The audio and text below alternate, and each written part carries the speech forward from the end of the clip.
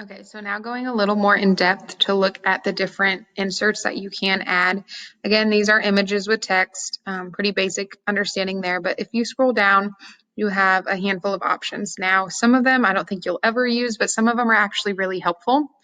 So just starting at the top with the collapsible text, this is where you can type, say, class list, and you start putting in the names and so on. And then when you go away, it just shows the class list and you have to click the down. Now, I am constantly previewing my website to see what it'll look like for parents. I know my image is in the way right here, but this is the class list. You click the down. Well, and my image is in the way, but the names are right there. And then you can even preview what they look like on each device that you're using. Okay, so then with collapsible text, table of contents, I've never used. I don't really see a need for it because you can have the different pages, but it's totally up to you. Image carousel, carousel. Oh my gosh. Okay, so it has to have at least 2 images, obviously, but then it can have up to 20. So you can just start adding photos in if you want this to be a place where you house photos of the students, or if it's on your About Me page and you want to add photos of your family in there, you can, but you can add up to 20. And then once you insert it, it's a little carousel. Again, I will preview, and they can just go through and look at my photos. Okay, get rid of that.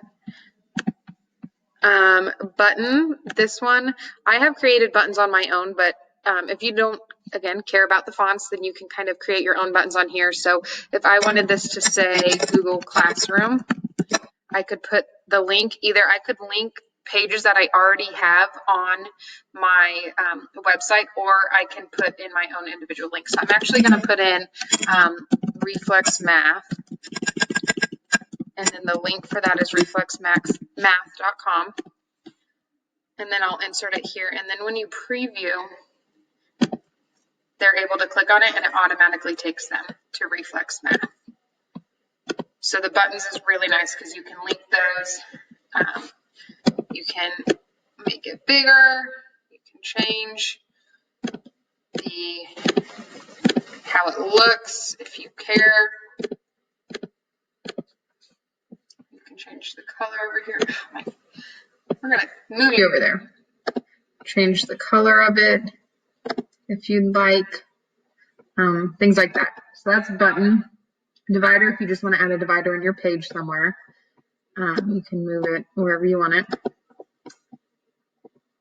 YouTube, so you can find YouTube videos, or if you want to add YouTube videos that you've already created. So for example, on my site, I have added these 2 videos for my parents and students to see. It just automatically goes right in there. And then I even have inserted a text box. And I know it's kind of, you have to move things around just like you would any other, but you can move that. You should be able to move that right up there if you wanted to go with it. Few more. Calendar. If you want to insert your own, if you have your own calendar, if you do snack, I don't know if that'll be possible this year, but you could insert your calendar and the events on it so they could see when they bring snack or birthdays or anything like that coming up. If you wanted to do a map, and then docs, slides, sheets, forms, and charts are all part of your drive. So if you wanted to add, like I said, a parent info form, you could, or your Google Slides, for example, if we wanted to add our assignment for the day, we could just stick it right in here, and then the kids would be able to just go on here and see what we have for the day. So a lot of things that you can add to it, and they just kind of keep piling down the page. You can put things side by side like I did with the video and the text. It is a little restricting on moving around, but for the most part, you're able to put things where you'd like them to go. So next up is going to be how to get the fun colors and buttons like I have on mine.